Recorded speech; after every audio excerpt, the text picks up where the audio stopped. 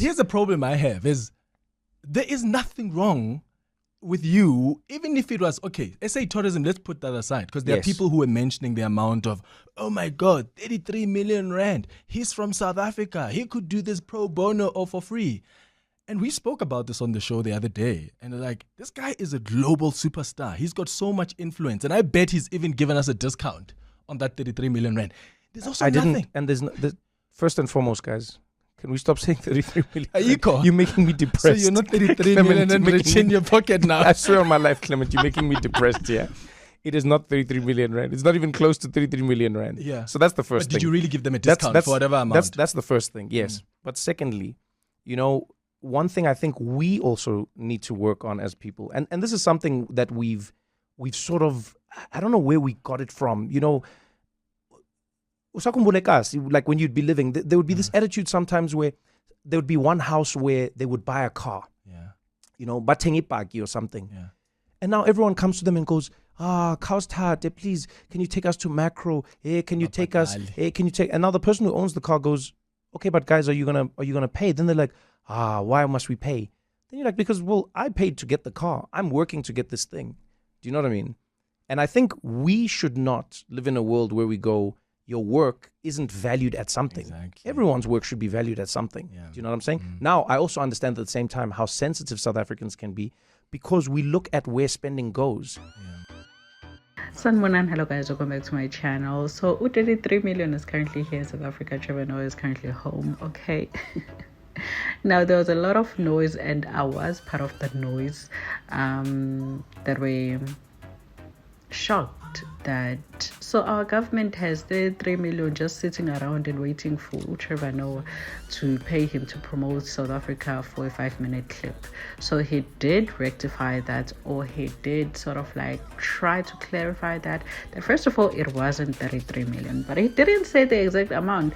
Thank goodness he didn't, because if he did, we were still gonna complain. So good for him that he did it, right? Because we complain about everything, especially with all these frustrations. We have load shedding, for their pension. There's a lot happening in South Africa. The crime rate is too high. There's a lot. Okay, now he had an interview, all right? He opened up about the challenges he faced of being in the US, not getting the endorsement of Hollywood until Kevin Hart appeared on the show. Now, Kevin Hart has visited South Africa various times.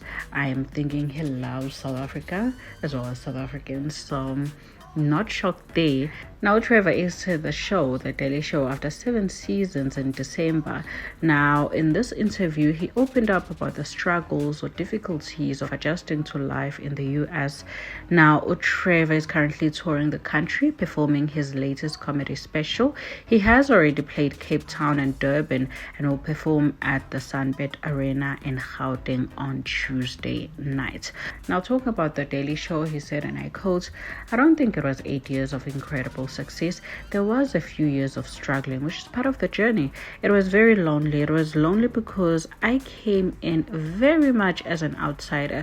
People were complaining even about my accent."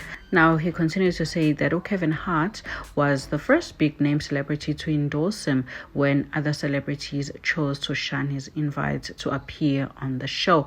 Kevin came. He was the first guest on my show. He put his neck on the line there. I will always be grateful to this guy. I couldn't get a single guest on my show when we were starting.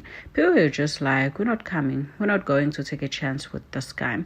A lot of people want to be on trains that are going in the right direction. They don't want to be there when your train seems like it's not moving.